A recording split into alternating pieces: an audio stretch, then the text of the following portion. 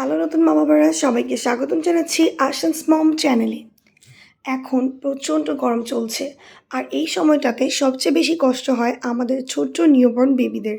অনেক বেবির গায়ে ছোট ছোট লাল র্যাশ, ঘামাচি, চুলকানি বা স্কিন ইরিটেশন দেখা দেয়। আর তখন মা-বাবারা ভয় পেয়ে যান। এটা কি অ্যালার্জি, ইনফেকশন নাকি নর্মাল হিট র্যাশ? আজকের ভিডিওতে আমি বিস্তারিত বলবো।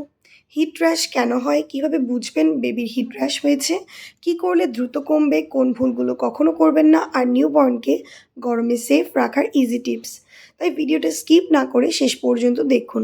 আর প্যারেন্টিং রিলেটেড হেল্পফুল ভিডিও পেতে এখনই আশান্স মম চ্যানেলটি সাবস্ক্রাইব করে বেল আইকনটি প্রেস করে দিন। প্রথমেই চলুন জেনে আসা যাক হিট র্যাশ কী।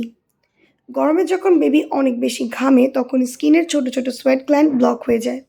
এর ফলে স্কিনের উপর টাইনি রেড বাম্পস বা ছোট ছোট র্যাশ দেখা দেয়। এটাকে অনেকেই বলে ঘামাচি, প্রিকলি হিট বা হিট র্যাশ। নিউবর্ন বেবিদের স্কিন অনেক সফট আর সেন্সিটিভ হওয়ায় ওদের খুব দ্রুত হিট র্যাশ হয়, বিশেষ করে ঘাড়ে, পিঠে, বুকে, ডায়পারের আশেপাশে, হাতে পায়ে ফোল্ডের জায়গায় সবচেয়ে বেশি দেখা যায়। এখন বলি কিভাবে বুঝবেন আপনার বেবির হিট র্যাশ হয়েছে। ছোট ছোট লাল দানা, স্কিন একটু রাফ লাগা, বেশি ঘাম হওয়া, বেবি ইরিটেট হওয়া, বারবার কান্না করা, র্যাশের জায়গা গরম লাগা। অনেক সময় বেবি ওই জায়গা চুলকাতে না পারলেও আনকমফোর্টেবল ফিল করে। তবে একটা ইম্পর্ট্যান্ট কথা, যদি র্যাশের সাথে জ্বর, পুজ বা সোয়েলিং থাকে তাহলে অবশ্যই ডক্টর দেখাবেন, কারণ তখন সেটা শুধু হিট র্যাশ নাও হতে পারে। এখন বলছি বেবিকে কেমন কাপড় পরাবেন। গরমের সবচেয়ে কমন মিস্টেক হলো বেবিকে বেশি কাপড় পরানো। অনেকে ভাবে নিউবর্ন বেবি ঠান্ডা লাগবে তাই মাল্টিপল লেয়ার পরিয়ে রাখেন, কিন্তু এতে বেবি আরও বেশি ঘামে। বেস্ট অপশন হচ্ছে পাতলা cotton dress, soft breathable fabric, ঢিলা কাপড়, খুব টাইট ড্রেস না। আর যদি বেবি ঘেমে যায় তাহলে সাথে সাথে ড্রেস চেঞ্জ করে দিন। ঘরের ভিতরে থাকলে সবসময় মোজা, টুপি, গ্লাভস পরানোর দরকার নেই। রুম টেম্পারেচার কেমন হওয়া উচিত? বেবির রুম টেম্পারেচারটা কুল রাখাটা অনেক বেশি ইম্পর্ট্যান্ট। রুম এইরি রাখুন, ফ্যান চলতে দিন, কিন্তু ডিরেক্ট ফ্যান বেবির দিকে দিবেন না। যদি এসি ইউজ করেন টেম্পারেচার 24 থেকে 26 ডিগ্রি সেলসিয়াসে রাখুন।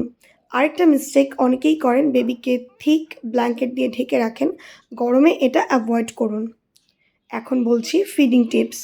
গরমে নিউবর্ন বেবি দ্রুত ডিহাইড্রেটেড হয়ে যেতে পারে, তাই ব্রেস্ট ফিডিং বেবি হলে বারবার ফিড করান। বেবি যদি বারবার দুধ চায় সেটা নর্মাল।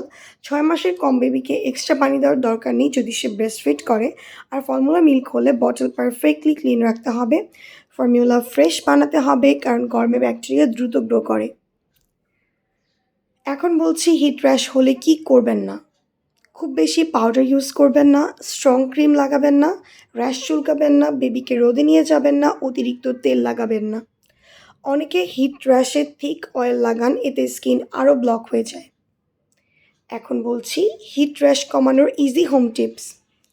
বেবিকে কুল এনভায়রনমেন্টে রাখুন, কটন কাপড় পরান, স্কিন ড্রাই রাখুন, কুসুম গরম পানি দিয়ে ওয়াইপ করতে পারেন, ঘাম হলে দ্রুত মুছে দিন। আর র্যাশ যদি বাড়তেই থাকে তাহলে অবশ্যই পিডিয়াট্রিশিয়ান এর সাথে কথা বলুন। তো বন্ধুরা, আজকের ভিডিওতে আমরা জানলাম গরমে নিউবর্নকে হিট র্যাশ থেকে কীভাবে সেফ রাখবেন। ভিডিওটা হেল্পফুল লাগলে অবশ্যই লাইক দিন আর নতুন মা বাবাদের সাথে শেয়ার করুন।